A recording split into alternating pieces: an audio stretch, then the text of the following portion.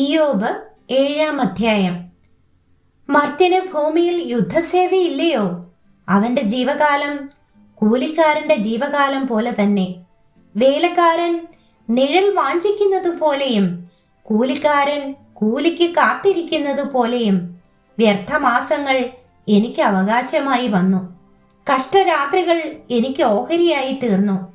കിടക്കുന്നേരം ഞാൻ എപ്പോൾ എഴുന്നേൽക്കും എന്ന് പറയുന്നു. രാത്രിയോ ദീർഘിച്ചുകൊണ്ടിരിക്കുന്നു. വെളുക്കുവോളം എനിക്ക് ഉരുളുക തന്നെ പണി. എന്റെ ദേഹം പുഴുവും മൺകട്ടയും ഉടുത്തിരിക്കുന്നു.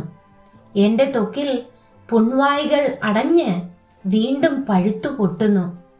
എന്റെ നാളുകൾ നെയ്ത്തോടത്തിലും വേഗതയുള്ളത്. പ്രത്യാശ കൂടാതെ അവ കഴിഞ്ഞു പോകുന്നു. എന്റെ ജീവൻ ഒരു ശ്വാസം മാത്രമെന്ന് ഓർക്കണമേ. എന്റെ കണ്ണ് ഇനി നന്മയെ കാണുകയില്ല. എന്നെ കാണുന്നവന്റെ കണ്ണ് ഇനി എന്നെ കാണുകയില്ല. നിന്റെ കണ്ണ് എന്നെ നോക്കൂ, ഞാനോ ഇല്ലാതിരിക്കും.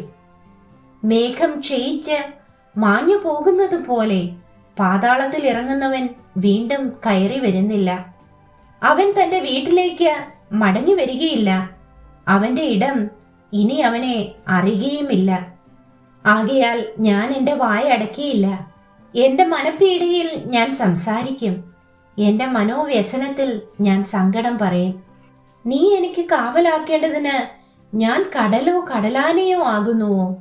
എന്റെ കട്ടിൽ എന്നെ ആശ്വസിപ്പിക്കും.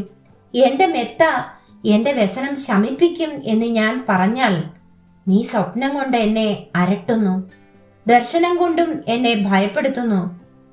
ആകയാൽ ഞാൻ ഞെക്കിക്കൊലയും ഈ അസ്ഥികൂടത്തേക്കാൾ മരണവും തെരഞ്ഞെടുക്കുന്നു.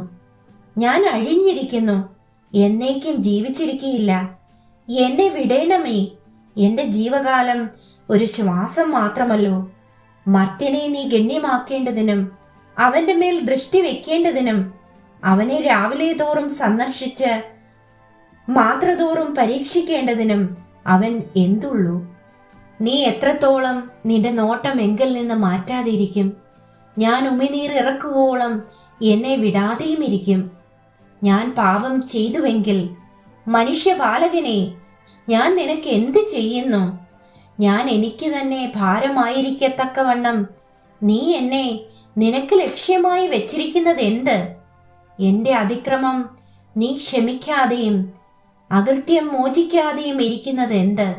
ഇപ്പോൾ ഞാൻ പൊടിയിൽ കിടക്കും. നീ എന്നെ അന്വേഷിച്ചാൽ ഞാൻ ഇല്ലാതിരിക്കും.